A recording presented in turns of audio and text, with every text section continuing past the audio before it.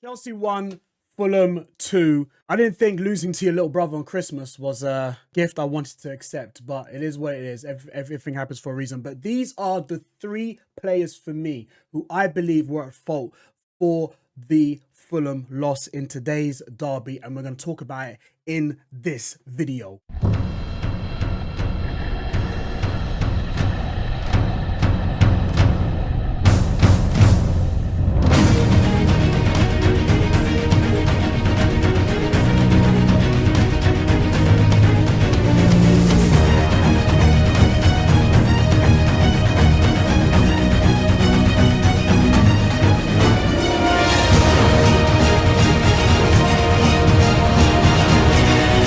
What's up, guys? It's your boy Simon here. Welcome back to another video on the channel. We're going to be reacting to the Fulham beating Chelsea on Boxing Day. I don't really like these games, man. I can't stand Christmas fixtures, but I'm going to talk about the three players who I believe were at fault for the Chelsea loss, because I don't think I don't think there was no player that for me was a standout player, but there are three players who I do believe were at fault for the loss, and as well, but amongst all the bad players, there is one player that stood out for me, and that is going to be my player of the match, and I'll let you guys know in this video. So first and foremost, I'm not going by any of these numbers, okay? I'm only using this foot mob as a way to we can talk about each and every player, okay? But for me, overall, it wasn't Chelsea's best game. As you can see, they've got the lineup completely wrong, because this is Chelsea in possession. Out of possession is a 4-2-3-1. But the first player who I believe was at fault for, and this is an easy one, so we're going to start with the most easy one, and we're going to come to the most controversial one. But there is one player who I believe, the first player who I believe was at fault, who didn't play very, very well, was an unfortunate, because he has been really good, is Pedro Neto. I don't think he was clinical enough. It's one thing we can say that Pedro does very well is that he doesn't stop running. So that's one good thing that he does. But defensively, I don't think he was good enough. The first goal, or was it the second goal? I can't remember. I think it was the first goal, where he should have ran with Iwobi, slow him down, but he decided to try and body check him, which was the wrong move, and tried to go on like he got hit in the face. If he stopped that cross, we would have done enough to kind of delay Fulham's attack and at least hold on for at least the 1-0 victory. But Pedro Neto didn't do enough for me out of possession. On the ball, not enough. He wasn't taking on his player, whereas opposed to compared to Sancho was doing more, taking on his players, faking left, faking right, to the point where they had to double up on Sancho. And credit to Fulham, they nullified who were the biggest threats, and they doubled up on them, i.e. Sancho and Cole Palmer. They were our biggest threats on the day. They doubled up on them, nullified our biggest threats, and then we had nothing else going forwards. Neto should have been the second player now to like, look, Sancho's getting doubled up, so let me take him on. Wasn't doing enough, and I do believe he was at fault for the first goal especially, but overall didn't really have a good game at all. And the second player that is at fault for the reason why, not for us losing, because I don't feel like this player was at fault for the reason why we lost, but I just don't think like this player wants to be at Chelsea. And if you're going to come on in a game like this, you've got to try and put effort. And I know you're playing out of position, but for me, Nkunku, and I know a lot of people are going to disagree with me, and that's absolutely fine, but for me, it was clear this week that Maresca said Nkunku's not a 9. So in a game like this, you bring him on and play him in a 9 role, even though he's not a 9. And Nkunku's body language for me spoke volumes. It showed me that he does not want to be at Chelsea. I'll be real. I'll be very real. When he came on as a sub, I just don't think he did enough. I feel like keeping Jackson on would have been a little bit more. I feel like the right change in hindsight. And I think even as the game was going on, when I was live during the game, I was saying Felix for Neto would have been the right sub. Jackson was doing a little bit more off the ball and on the ball, and putting stretching the defenders a little bit more. There were times where when Jackson was on, the Fulham centre halves were having to come across to cover for their other centre back partner, and Nkunku wasn't doing anything like that. There were times he was holding up the ball, wasn't enough, and then when he lost the ball, Fulham were on the attack. I know it could be quite harsh. I know some of you will look at other players and be like, no, he's more to blame than Nkunku. But considering that Nkunku is a big player, let's not forget what he did in Germany and what he can bring to the table. Fair enough, he's not happy with the role he's playing at Chelsea, but when you do get an opportunity, you've got to rise to the challenge. And he didn't. We have seen other players come on as a sub and be a better impact player.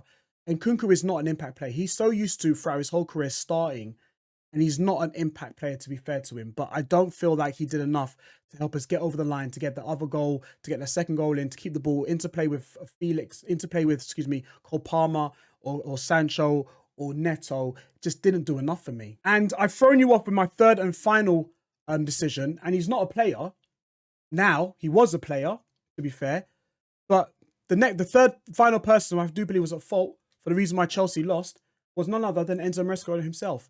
I listened to his press conference, and he did say that we need to learn from this. I feel like one thing he needs to learn from is the simple fact that you don't make your subs quick enough.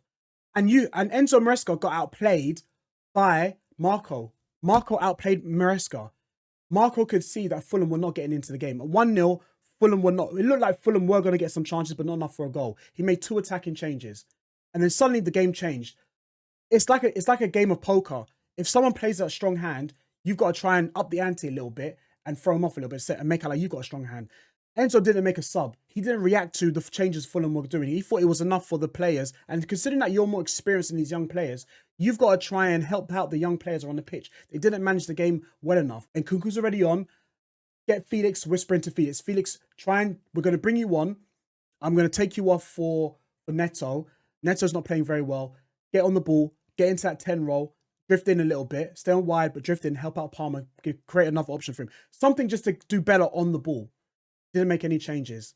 Didn't change the system. Fair enough. You don't want to change the system? Okay, that's fair. Okay, Chelsea, we've seen a lot of managers that play nice attacking, and then when they want to see out a game, they'll park the bus, so to speak. He doesn't want to do that. Fair enough. Change, make a sub, change the personnel. Yeah, there were 1 or 2 players that needed to come off. One of them was Neto. Okay, maybe change Jackson. Okay, fair enough. You needed more of an attacking threat. Fair enough. There was no defensive changes that you could make, but you've got to bring on someone else to at least calm the game down and manage the game a little bit better in the last 20 minutes, and that's where we lost the game. He is at fault, and if anything, he is the reason why we lost, because Marco Silva just told you, I've been in the Premier League longer than you, my friend. There's levels to this, and he literally just showed Maresca that maybe you're doing better because you've got more talented squad, but in terms of manager tactical awareness, being able to think, problem solve quite quickly, make changes quickly, change the shape, change the system, change personnel, Marco's above Maresca in that department. And it clearly shows. And he literally got outplayed. Sorry, but Marco Silva outplayed Enzo Maresca. Clearly. Maresca's playing checkers. Marco's playing chess. Simple as that. And he just got outplayed. And for me, just to end this video, if you got this far in this video, thank you so guys so much. Subscribe if you do like this type of content. But finally, the player who I believe was man of the match amongst all the terrible players, there's one player who for me stuck out and was my best player. And before we get to that, I'm going to tell you who needs to leave Chelsea. And I'm sorry, but it's Sanchez. I don't care how well he played against Arsenal. I don't care how well he played against Everton. This guy's terrible. And the second goal, I do believe he could have done better. Just like Neto to delay or at least, and Cole Palmer tried to do it, where he tried to slow the game down and take the sting out of the game a little bit. There were times where Sancho got onto the ball, Chelsea were under pressure, played back to Sanchez, and Sanchez decided to kick it long. Apparently, Maresca's the type of Sanchez is the type of goalkeeper that Maresca wants, a ball-playing goalkeeper. No, you're not, mate. But apparently, you lot say I cook Roberto Sanchez too much. When he has a good game, apparently I don't know football because I'm picking on Sanchez too much. He was at fault for the second goal, and I'm gonna die on this hill. Yeah, but this guy should not be playing for Chelsea, and we are not going to be a top 4 team for as long as he is a goalkeeper, and I'm gonna die on this hill. But finally, the player that I do believe was man of the match was Moises Caicedo. I don't care what anyone tells me. He was brilliant for us. I don't care if this website gives him a 6.6 or 1, whatever. He was fantastic. Yeah, I would cook Cucurella and Gusto, but I'm not gonna cook the whole team because it's easy to do. But for me, man of the match for me for the Chelsea players was Moises Caicedo. Winning his duels, keeping the ball, playing the ball forward. His link-up play was really good. His awareness, his defensive awareness, out of possession was really good. I thought he was fantastic for me personally. I thought it was really, really good. He was giving vibes. He wasn't Kante, but he was giving Kante vibes where he's clearing up every mistake that Chelsea were making and stopping Fulham from playing. But when Fulham made those 2 attackers, I say that there's only so much he can do. And Maresca should have seen this and made a change to counteract the 2 attackers that Marco Silva brought on. But Maresca didn't do that. We lost the game.